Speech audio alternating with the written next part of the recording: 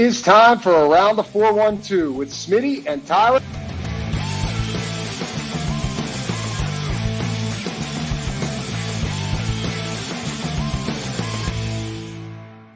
Welcome back to another episode of Around the 412. I am Tyler. With me, as always, is my co-host Smitty.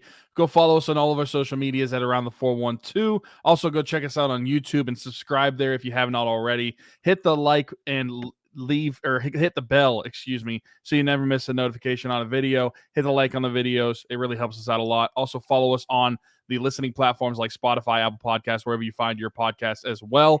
Also, check out the description of each and every show from now until mid-December. We're going to have a bunch of links, but the top one is going to be year 7 of Rocking Around the 412. It's our Christmas fundraiser with the help of everybody that's donated the past 6 years. We've raised over $32,000 to be able to provide children in the local Pittsburgh area Christmas that they haven't had before. We're not able to have if we were not able to do so. So we've been able to do that, as well as partner with the East Rochester, Salvation Army, and adopt kids off of their angel tree. So if you're interested in that, go check out the top link on the listening platforms and over on YouTube. It's year 7 of Rock Around the 412. There's a GoFundMe link there. You can share it there. You can donate there. Do everything there that you can to spread the news, and because you never know who's going to see it, and we want to be able to help as many children this time of year as we can. Yeah, absolutely. Very excited about that. As you mentioned, this is kind of the time of year where things really start to ramp up. I've been in touch with Mary Kay, who's the director over at the East Rochester Salvation Army. We got about a dozen tags taken account for so far, and that's not even with our money. That's just other people. Shout out to Kaylee, who got some people. I've gotten a few as well. So very excited about that. So yeah, donate, share the mission, the full thing that you can read on GoFundMe. Let's talk some Steelers ball, because for the first time this season on this show, we're talking about a loss. Pittsburgh Steelers suffer a loss Sunday in Indianapolis at the hands of the Colts, their first loss of the season, and nothing went right. It was just one of those games where, like, I will say the encouraging part, we can talk about, the signs of life that they showed in the second half. The encouraging part is this didn't turn into a game like last year against the Houston Texans, where it was just like start to finish dominance, everything went wrong. But in the first half, it looked very similar to that game. Couldn't get a stop on defense. They were giving up like 11 yards per play, also suffering injuries, couldn't move the ball on offense. Just absolutely nothing going right. Joey Porter Jr. had a couple interception opportunities that he didn't capitalize on. Patrick Queen not recovering a fumble. There was just nothing going right on either side of the football for the better part of this one. And so that's where I want to start. Obviously, the conversation is because even though they showed signs of life in the second half, that can't be the storyline here. More games than not, we think that this defense is going to be able to carry them. The offense tried to pick up the defense in this one, obviously couldn't do enough. You do have to wonder if that, missed opportunity, the snap issue between Zach Frazier and Justin Fields, how different do things go if that doesn't happen? Would they have been able to go down and get a field goal or even a touchdown? But that didn't happen. Anyways, my point of that was this defense, typically if the offense scores 24 points, you feel pretty good about the Steelers win a game. That wasn't the case in this one, and it was with Joe Flacco, 39-year-old Joe Flacco, playing a majority of this one, and Jonathan Taylor not even being able to finish it out because of an ankle injury. I mean, what were your main takeaways from this game? Because to me, I want to start with the defense. A lot of miscommunication, very surprised in a bad way with the defensive performance on Sunday. Yeah, that's where I think the main takeaway is. I know eyeballs are going to immediately go to what the second half offense did. And don't get me wrong, that was flashy. That was great. It was great to see them mount somewhat of a comeback. But I think that the defense early on, this is the problem whenever you get into situations like the Steelers were in on Sunday, where you rely so heavily on your defense to keep you in the games or even win you the games, that in the slightest of moments where the defense slips up, you're already going to shoot yourself in the foot. You're in a big hole, and you're going to have to climb out of it. That's what you saw on Sunday, being down 17-3 at half. Nothing was going right for them in the first half at all. I mean, you include the offensive side of the ball. There was nothing going right for the Pittsburgh Steelers in that first half against the Colts. But on the defensive side especially, you started to see things that they hadn't been exposed to before, at least in the first 3 games.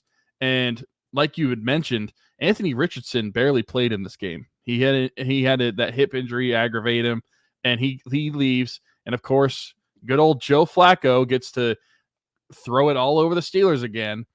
He had himself a good day against the Steelers defense, which is something that we did not want to see.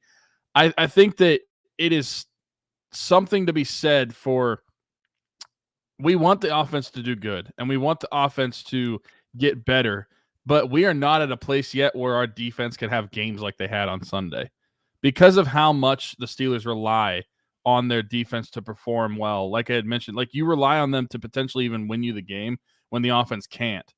And so the takeaway I had was that if that happens against good teams, then there's no way the Steelers are going to win some of those games unless your offense turns around and it does a complete 180 and they have a massive leap, which I just don't see. I don't think that's a very realistic take to have. So the defense was disappointing.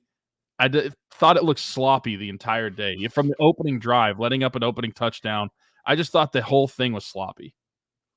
Shane Steichen, clearly there's something there with his ability to get the most out of his teams against the Steelers defenses. He seems to have their number. I mean, whether it was, going back a few years when he was the OC in Philly, the year that the game that they had in 2022, obviously when Philly went on their run, or the last 2 years in Indianapolis, where it just doesn't seem to matter the personnel. He's able to find those mismatches. I mean, Josh Downs against Peyton Wilson, they were taking advantage of that. And I thought Peyton Wilson, I love Peyton Wilson as a player. I think he's going to be a very good pro. He was awful on Sunday. I thought he might have been the worst player on defense. Their linebacker play in general, though. Patrick Queen was bad in this one. How many times did you see Patrick Queen throwing up his hands like he had no clue what was going on, or there's obviously a lack of communication, a breakdown somewhere. But yeah, the defense just got taken to the woodshed right out of the gate, like you mentioned. It started out with them pounding the ball and thus not being able to stop the run, and then all of a sudden it turned into Joe Flacco picking us apart. How about their game plan for TJ Watt? I know people are going to cry about, the holding calls and stuff like that. Watch every single football game that takes place in the NFL and you'll see a bunch of missed holding calls. It's not just TJ Watt, I promise you. Their game plan for TJ Watt was exceptional yet again. I think they've been able to keep him pretty quiet and off the score sheet as well over the last couple of years. Not just giving Braden Smith didn't practice all week. And then he went out there and played that well. Now, they certainly, as everybody does, gave him his fair amount of chips and extra attention. But again, every team does. And it's only the Colts that have really been able, or so far this year, been able to minimize TJ Watt and completely hold him off of the score sheet. So kudos to them. I feel like you kind of just got to tip your cap and hope that this was just a 1 week performance, because to your point, I don't think the offense is necessarily in a place to be able to make up for that right now. And that's, again, it's a lot to ask of the defense. That's why they're so highly paid and they have their best players on that side of the football. So, again, you hope it was kind of just a 1 week thing. I'm hopeful of that. I don't necessarily think this is a sign of things to come. I understand like the level of competition wasn't necessarily that great in the first 3 weeks either, but you didn't see a lot of that stuff pop up to me. And I don't think that you'll see a lot of it. You're playing Joe Flacco. You're playing Joe Flacco. And I understand the comeback player of the year performance he had with the Browns last season. But at the end of the day, you're playing a 38-year-old Joe Flacco. 39-year-old Joe Flacco. I was giving him more credit. I think thought so. he was younger. Unless people are just saying 39, and that's not accurate. I genuinely think you're right. But you're playing Joe Flacco. I know he turned 39 in January. Colts have some good players on their team. Like they have Jonathan Taylor, Michael Pittman Jr., but I just don't think that they should have been taken advantage of. And I do think their offensive line is very good. Yeah. They were missing their starting center, though, Ryan Kelly, and I thought that would be a big deal, but Tanner Bortolini definitely held his own in this one. Like I said, just right out of the gate to be able to pound the football the way that they did.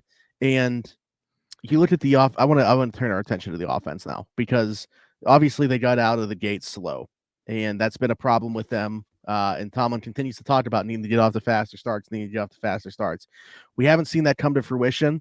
And, part of me just wonders if that's ever going to be the case, because I don't feel like they open it up until they have to. Like, they want to play conservative football and look at the personnel. It's hard not to understand why they would. It's easy to understand why they would want to be conservative when you look at the personnel they have. We're still in the search for wide receiver 2. We're going to talk about that in a little bit as well. But that's not on the roster.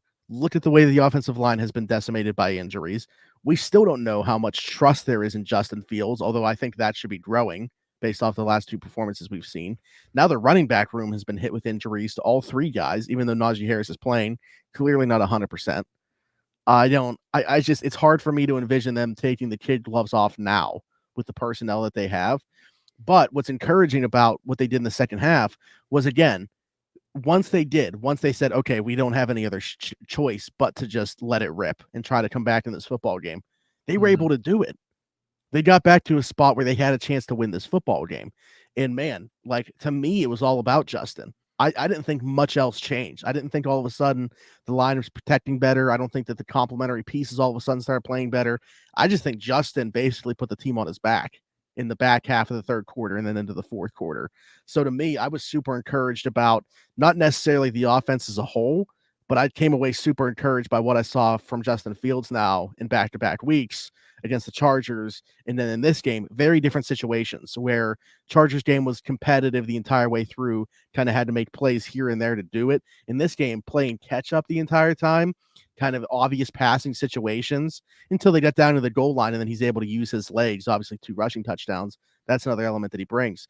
But like, he did more in this game to me as a passer to prove that he should be the guy going forward than I had seen, despite, again, the surrounding elements not being there. Yeah, Justin in the second half was a real game changer. What's going on, everybody? Smitty from Around the 412, and I just want to take a quick second to give a shout out to our folks at Game Changers. Their logo on the screen right now, right above my microphone. Over 2,000 different designs in their catalog. Luxury heavyweight material. I'm wearing one of their shirts right now. Best vintage t-shirts in the game. Head over to gamechanger.la or pick6.la to pick up some shirts. And guess what? Use code AT412. Save yourself $10 on your order every single time. Again, gamechanger.la or pick6.la. Best vintage t-shirts in the game. Check them out. Nicely done.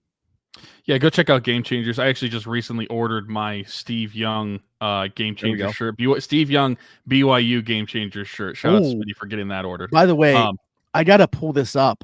They have a new Steelers shirt, so it makes sense to put it on here. I'll share a picture of it once I can pull it up here. Okay, while you're pulling that up, there's a lot of current Steelers on Game Changers as well. I know Patrick Queen, Pat Fryermuth, Joey Porter Jr. I'm trying to think of other ones that have one. Minka, TJ, Alex. Yeah. All the big names. All the big names. They've got some shirts.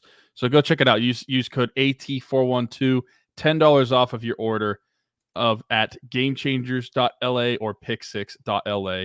Smitty, if you're watching over on YouTube, just pulled up the new Steelers 6 championship It'd be nice logo. if I could find a way to have this scrolled where it could show the entirety of it, but that's pretty close. If I scroll up any more, all of a sudden it goes away because it pulls up a coupon thing.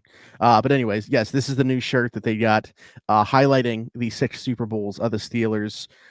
Very cool. I just ordered this in the pepper, which is basically I have too many pepper. I feel like every time that I'm ordering a shirt from there, I'm like, maybe I should switch it up and go like ivory or white or black. No, I end up ordering pepper anyway.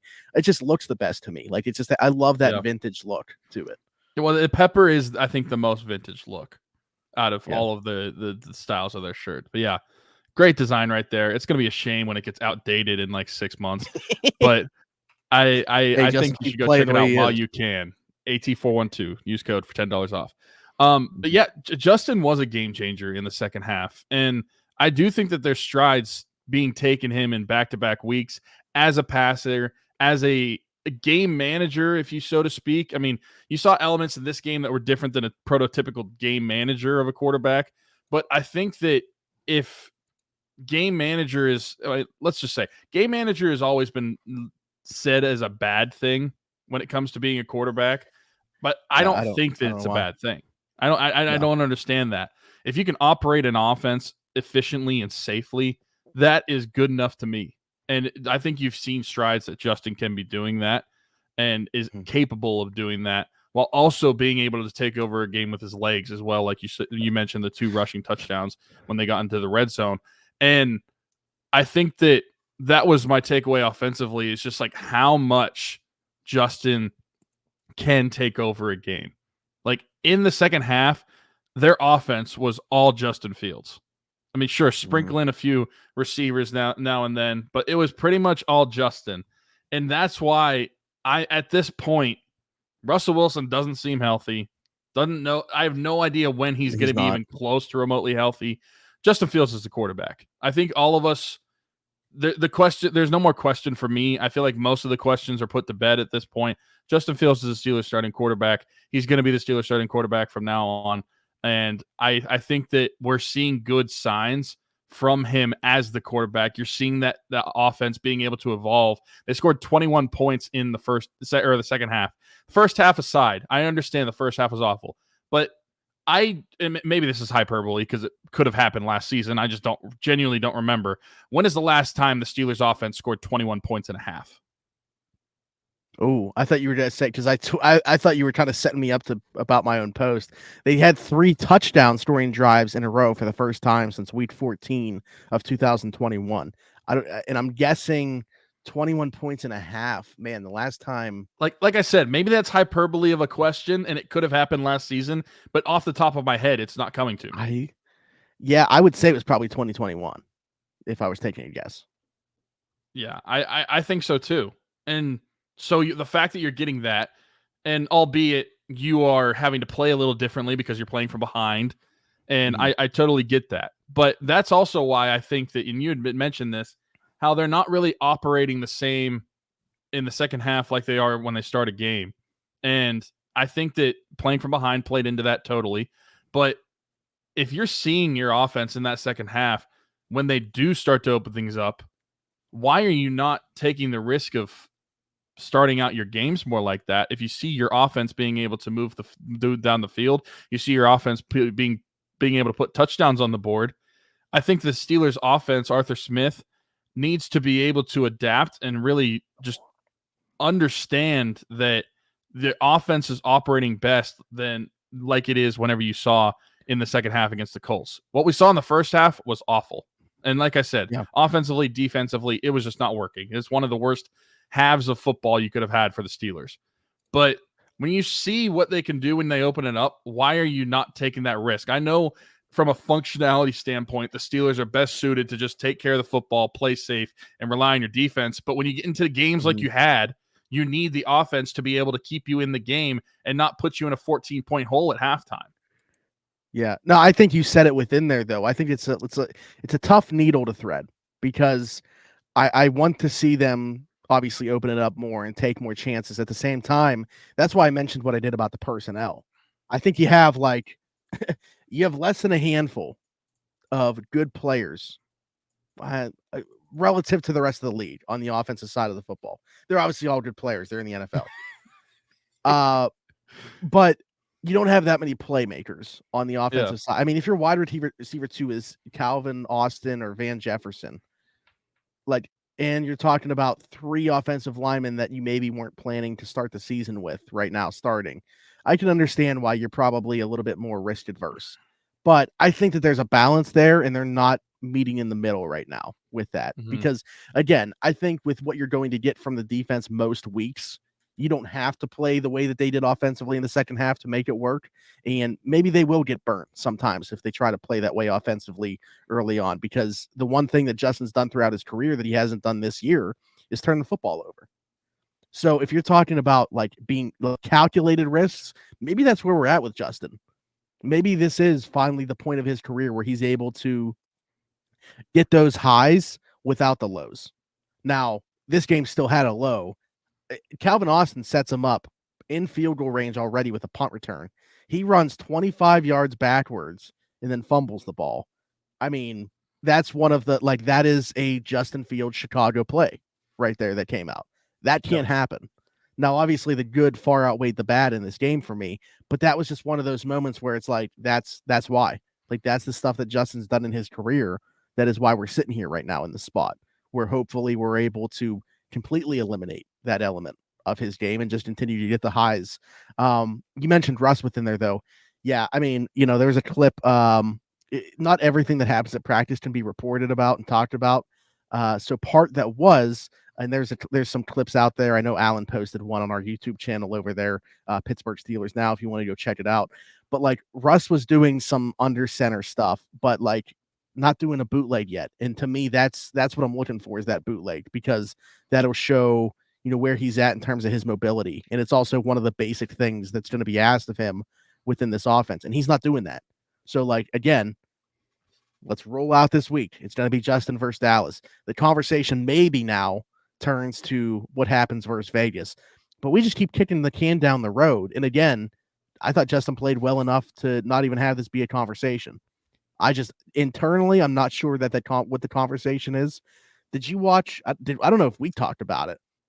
Steelers Saturday sit down. I mentioned something that I had heard from a few people, and it was that not all along, for the past few weeks, they had been circling Dallas as the return date for Russ, and it was kind of already known that he was going to start. But that was under the assumption he'd be there physically. Again, I don't see it. I think when you watch the clips that I've seen, I don't think he's gonna it's even gonna be able to be a conversation because of where he's at physically. I mean, I look at what I'm assuming you're talking about, especially the one that Allen posted today, being Wednesday, and he's just so gingerly moving. Like he's not really doing anything athletic with his lower half. And until I see that, I don't think it's realistic to have him as an option for the Steelers. That's why I don't even think it's realistic to debate the QB1 question anymore. There is no question until at least Russell Wilson gets healthy. Who knows when that's going to be? It's not going to be anytime soon, at least from what I'm seeing on tape. So that's why, like, to me, Justin Fields, I think that you're right in where I think they need to find a fine line of how they operate this offense to be efficient and safe, like I had mentioned, but also gain points. Like that second half offense is something that we haven't seen from the Steelers in recent games, in recent years, really. That second half offense was really good. And I think that if you can find the fine line to associate some safe play calls, but still have it be Justin Fields types of play calls, I think that's what you saw more of in the second half. And you're starting to see the offense evolve more into a Justin Fields ran offense. We didn't get that in the first couple weeks, really, but I think you're starting to do that. You're seeing, I mean, he has several rushing touchdowns in the last couple of games. I think that's something that they need to toe the line on.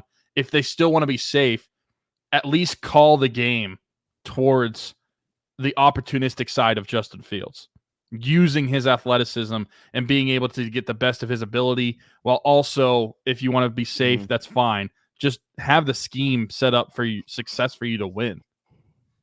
Yeah, I will say I think getting Isaac Seumalo back on this offensive line is huge. Now, unfortunately, you lose the other guard. James Daniels going to miss the rest of the season with an Achilles injury.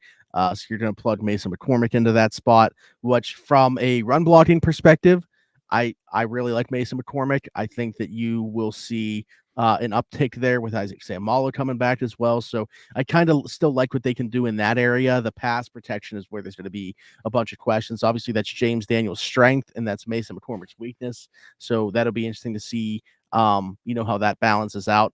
But yeah, I mean, I agree. Taking into consideration what they have at their disposal, but that's just it too, right? Like Justin already wasn't set up for the best success, not just by the game plan, but with the surrounding elements of it. I mean, again, if your wide receiver 2 is Calvin Austin, Van Jefferson, don't know how much production you're expecting to get from that spot to begin with.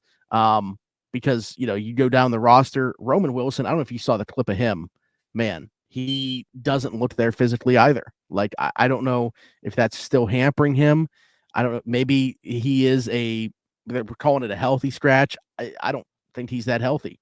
I think that there's still some questions about him coming back from that high ankle sprain, because just doesn't look like he's moving physically. And then you keep going down the roster, and it's just like, man, none of these guys, if put in another room on another wide receiver depth chart, are making the cut.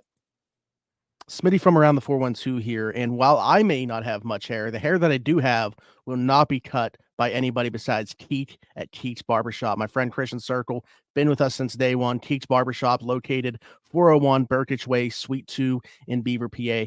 Download the app, The Cut. Book an appointment with Christian today, or you can do walk-in with Tony or Ashley. But again, Keek's Barbershop, 401 Burkitch Way, Suite 2 in Beaver, PA. Go check them out. Old school vibe in there. Absolutely love it. Cannot recommend them enough. Wouldn't go anywhere else. Maybe I'll see you there. So that kind of brings me to my next point. The search for a wide receiver continues.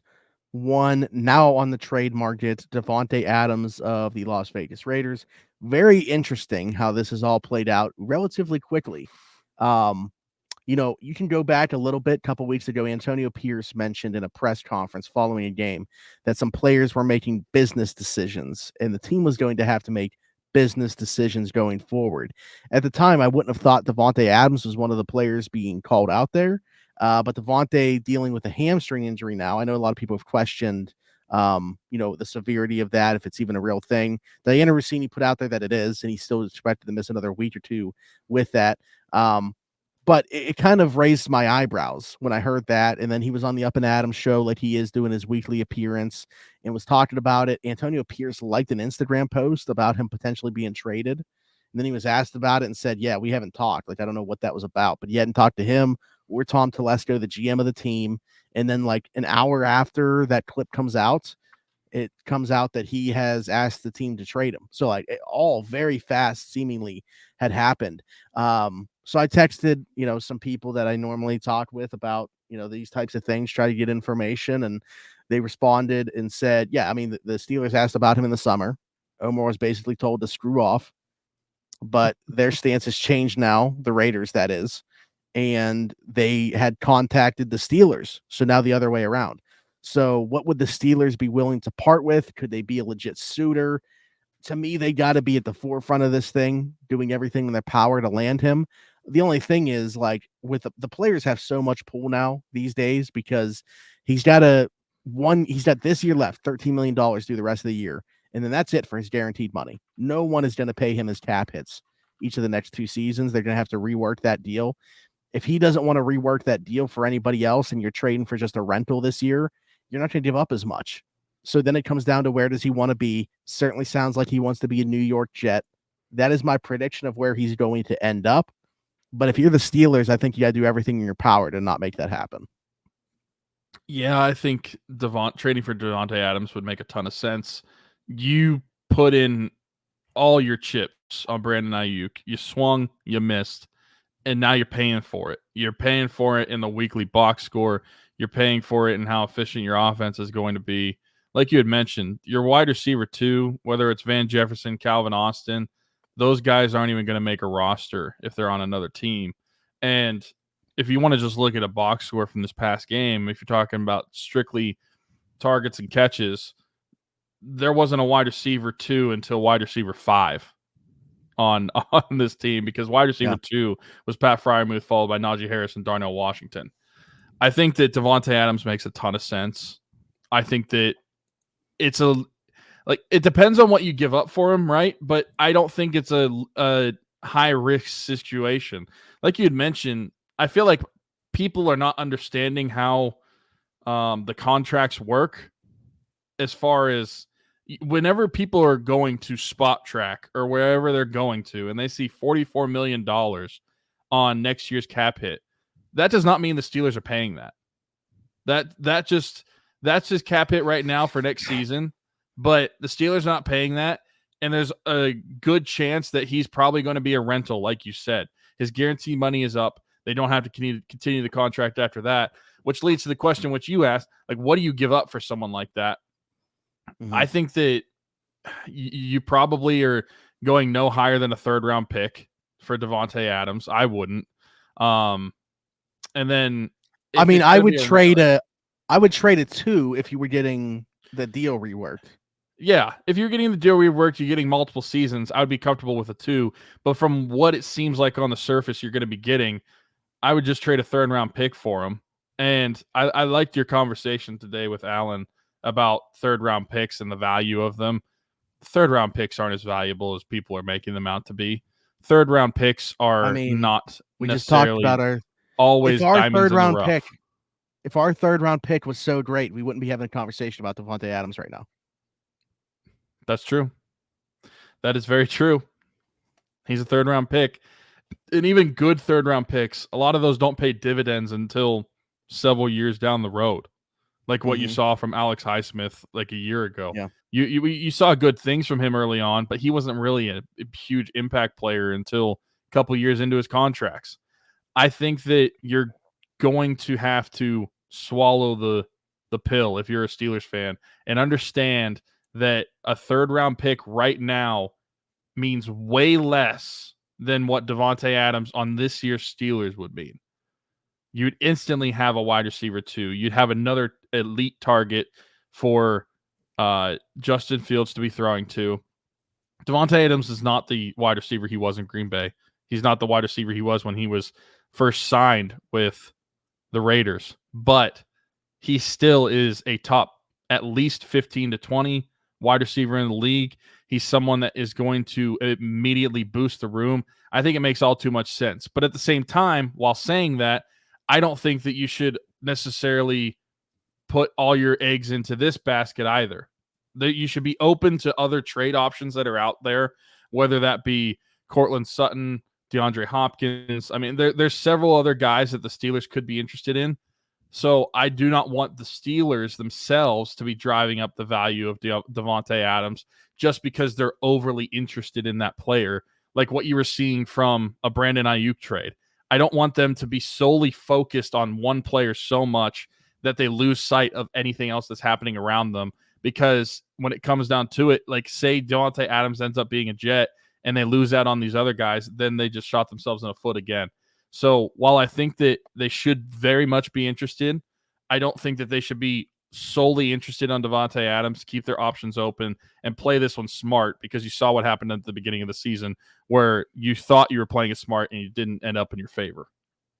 Yeah, I mean, there's going to be other wide receivers that become available as, the standings shake out the way that they do, the trade deadline nears. Could Darius Slayton be available? Could Cortland Sutton be available at that point, depending on what happens with Denver? You mentioned DeAndre Hopkins, another wide receiver on that team, maybe Treylon Burks, although I'd rather have DeAndre Hopkins. But, receivers around the league, depending on where their teams fall in the standings, are going to be available. Now, of the caliber of Davante Adams, probably not. But to your point, I don't think it's smart to just say this is what we need to have happen. Here's a second round pick, and we'll figure it out later.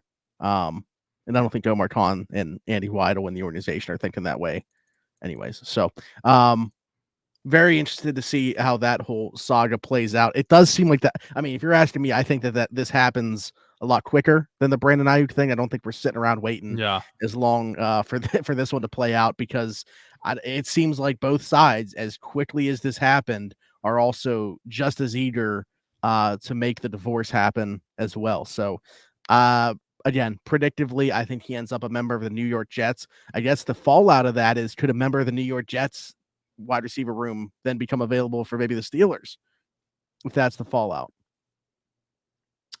Are you thinking like Mike Williams? Because there was interest. I am thinking Mike Williams, because they tried to bring him here there was interest in Mike Williams in the summer. He didn't end up making it to Pittsburgh for his visit because he ultimately signed with the Jets. I mean, think about what we said about Mike Williams in the summer, where good player, but we weren't like overly upset that the Steelers didn't sign him. We weren't like overly eager to have the Steelers bring him in either. Look at where we're at now, and now it's just begging for Mike Williams to be on the team. I think that would be a huge impact. And if that like domino effect could happen, I'd love it. I would definitely take Mike Williams in a heartbeat over anything else we have right now. Yeah, absolutely. Well, also because he can play the position, right? Like, he can go in for Van Jefferson and be another guy that can play on the boundary. Like, he's not just another one of these slot receivers that we seem to be collecting at this point. So, that's the other part of it. I think if you're building a wide receiver room, he makes sense.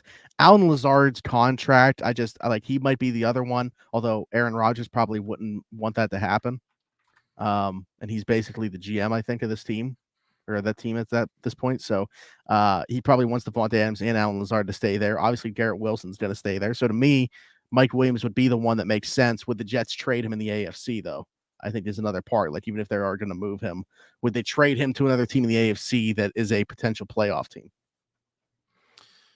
Yeah, I don't know. That's a tough question. But at the same time, like, would the Raiders trade that? I know it's different because they're not going to be a playoff team, especially if they're trading Davante Adams. but that's also something that I would think about too, just in conference opponent. What sounds like it, that's the only teams that are in the mix, though, right? Realistic. Well, I guess the Saints people were talking about a little bit because of Derek Carr, but it doesn't seem like that one's going to happen. It seems like it's like the Jets, Bills, and Steelers. That's what Albert Breer put out. So, you know what I was thinking we'll see. the other day? I'm just happy that it doesn't seem like the Ravens are part of this. Yeah, that's true. Could you imagine? They get Derrick Henry in the offseason. I said I'd stop watching football. They're collecting older guys that are still good at football. Like they have Derrick Henry, who's still good at football. Kyle Van Noy is second in the league in sacks right now. You know you're not going to have him for long, but yeah. Yeah, they're peaking right now. You know what I was saying is, something I was thinking about. It's a shame that, and I don't know that I necessarily want to trade Russell Wilson anyway, but in the like event that they did, you couldn't there's nobody worth it on the Dolphins to trade for. Their wide receiver room after Tyreek Hill and Jalen Waddle is atrocious. Right. Mm-hmm. And you're not getting either of those guys. I mean, Adam Thielen when he comes off IR from Carolina. I mean, Adam Thielen's another one where I'd just be down on my hands and knees saying, please. I would take Adam 35-year-old Adam Thielen over what we're getting right now. And that's not a slight on Adam Thielen. And that's less of a praise of Adam Thielen than it is for a slight to the rest of our wide receiver room. Like, these guys are atrocious. They're playing awful. They are. Yeah. From in every perspective, you're not getting the production, the receiving game, and you're not getting the perimeter blocking that you need to really open. I mean, we're never going to have Calvin Austin and Van Jefferson on our show now, but I don't care. They're playing terrible. So much for the Terry McLaurin dream, because Washington is unbelievable.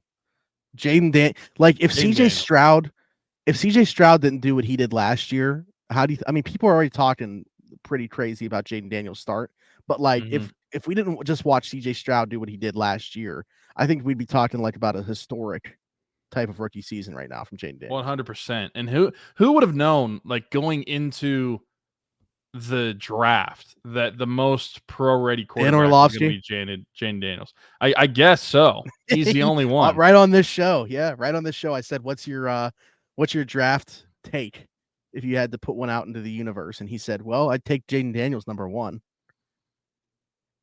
There you go. Imagine if Chicago, if Washington really wanted Caleb, imagine if Chicago would have traded down, gotten extra picks, and then took Jaden Daniels and had him play in the same way. I don't think they would, because I think it's all about Chicago. Here's another, and here's another part of this too. I think we have to kind of be weary of. Look at Kingsbury's tenures, how his teams always do at the beginning of the season, and then on the back half of the season. So I'm not saying I don't want that to happen. I'm enjoying watching Jaden Daniels in that team right now. So I hope it continues until we see them in week 10. I even started him over Lamar in one of my fantasy leagues this week. Yeah, he's my quarterback now over Herbert. Yeah. So crazy. That's not as tough of a decision as Lamar, because they both run. So yeah, Lamar was playing the Bills though, so makes sense. This has turned into just an Around the NFL podcast, I feel like now. And anything else Steelers wise? I don't think so. I think we covered nothing as far as what is newsworthy that's not getting into the Dallas game. That is set for Steelers Saturday sit down. So go check us out on Saturday if you haven't already. We go live. Are you here this week? Breaking the fourth wall. I don't even know. Okay. Yep. All right. So you get both of us.